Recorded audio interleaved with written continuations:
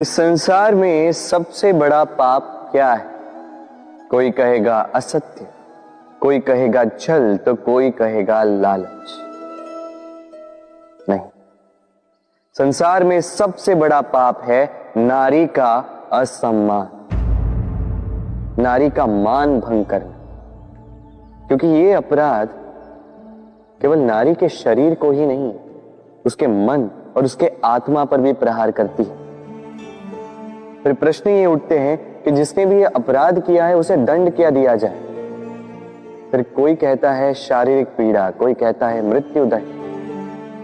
किंतु इस अपराध का दंड निश्चित करने से पूर्व क्या ये जानना महत्वपूर्ण नहीं है कि अपराधी है कौन? अब आप कहेंगे कि सरल सी बात है, वही पुरुष जिसने स्त्री का मान भंग किया। किंतु क्या ये पूर्णतः सत्य है?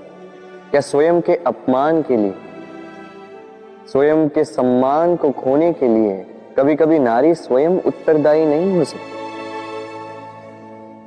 सोच के देखिए, सम्मान खोने से बचने के लिए पहले सम्मान की सीमा पर दृष्टि रखना आवश्यक है। रावण सीता का हरण इसलिए कर पाया क्योंकि सीता ने भोलेपन के कारण रावण का उस सीमा को लांघना सरल कर दी।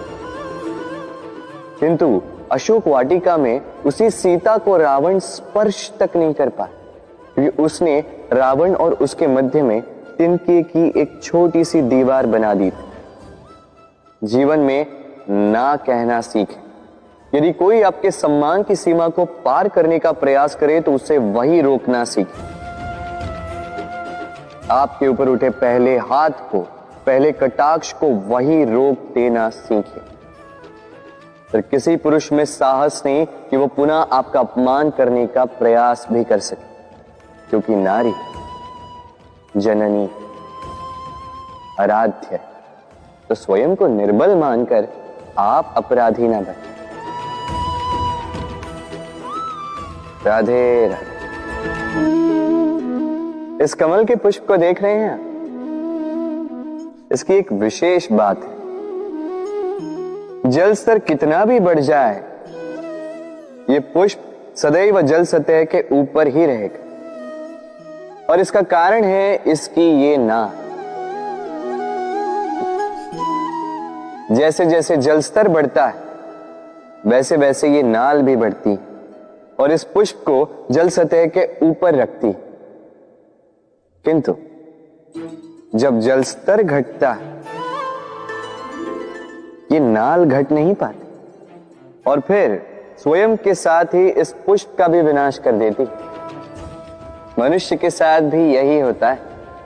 जैसे जैसे मनुष्य समृद्ध होता जाता है वैसे वैसे उसका जीवन स्तर बढ़ता जाता है, उसकी अपेक्षाएं, उसकी आवश्यकताएं बढ़ती जाती।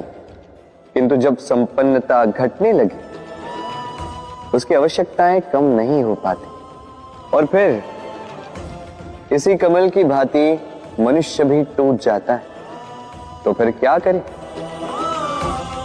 क्या किया जाए इस परिस्थिति में? जीवन स्तर बढ़ाना छोड़ दे?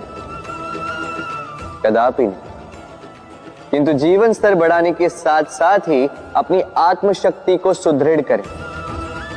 संकट का समय आने पर आप अपना जीवन कैसे व्यतीत करेंगे इसका अभ्यास करें, क्योंकि जीवन स्तर और जल स्तर तो घटते बढ़ते रहेंगे।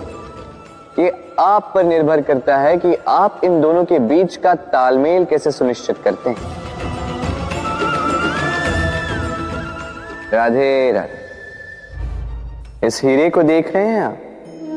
लाखों करोड़ों वर्षों तक धरती के गर्भ में रहने के पश्चात ये इतना कठोर बनता है, किंतु जब खान से निकाला जाता है कोयले की ही भांति होता है, श्वेत, कठोर, निस्तेज।